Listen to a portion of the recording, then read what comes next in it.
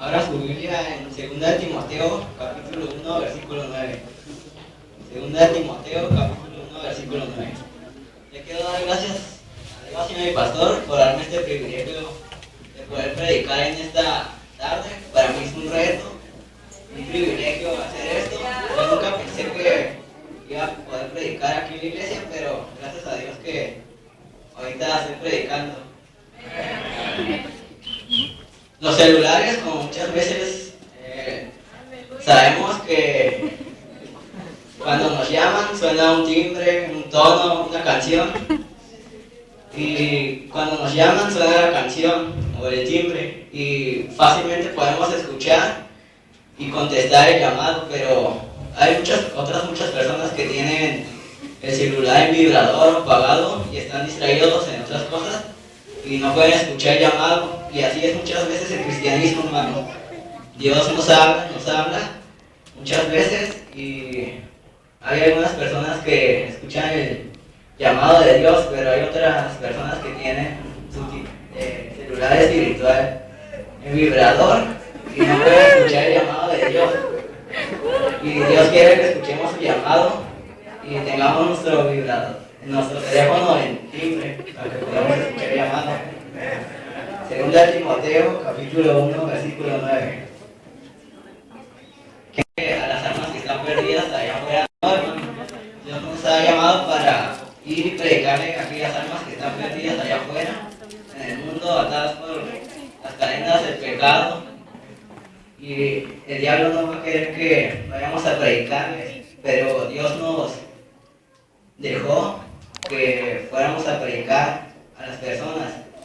Marcos capítulo 16, versículo 15. Y les dijo: id por todo el mundo y predicad el evangelio a toda criatura. Aquí Jesús estaba llamando a sus discípulos para que fueran y predicaran alrededor del mundo de su palabra. No nada más aquí a la esquina o a la siguiente colonia. No, hermanos, Dios nos llamó a predicar en todo el mundo. Por eso en el compañerismo hay muchas iglesias plantadas alrededor del mundo. ¿Por qué? Porque alguien escuchó la voz de Dios y obedeció. Y obedeció este versículo. Dios quiere que rescatemos a aquellas almas que están perdidas. Pero muchas veces nosotros nos va a dar vergüenza, pena o temor predicar. Porque pensamos que las personas, nuestros amigos o compañeros de la escuela, se van a burlar de nosotros y nos van a echar carrilla, pero el diablo no quiere que hablemos de Dios y Dios quiere que escuchemos su voz y seamos fieles. A través de los evangelismos se han salvado muchas personas. Por ejemplo, mi mamá y mi papá se salvaron a través del evangelismo, porque el pastor Martín iba y predicaba y escuchaba la voz de Dios y fue fiel en ir y predicar. Y por eso se hacen los evangelismos, no solo para caminar o hacer ejercicio, no, para que vayamos y compartirle la palabra de Dios a aquellas almas que están perdidas. Pero algunos cristianos son como Jonás. Dios quiere, nosotros queremos que Dios nos use grandemente, pero muchas veces cuando nos habla Dios y nos dice que vayamos a predicar a un lugar o a una parte, muchas veces nos escondemos y huimos de Dios. Y no queremos ir y predicar y que hacerte cristiano verdadero, no solo cristiano que esté calentando la silla.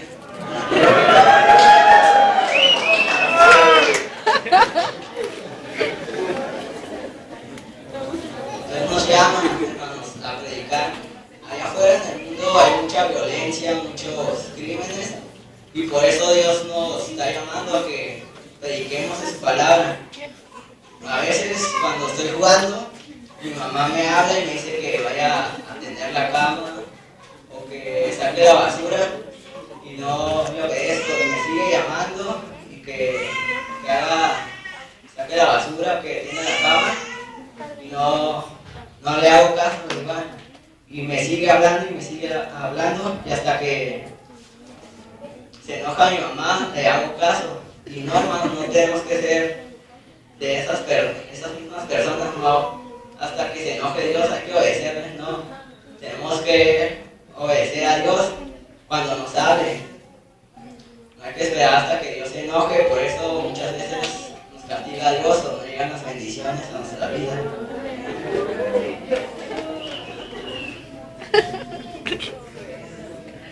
Hebreos capítulo llamado de Dios, si tienen un amigo, un compañero de trabajo, un vecino, que le inviten a predicar, que le prediquen y que venga a la iglesia. Es todo lo que tengo.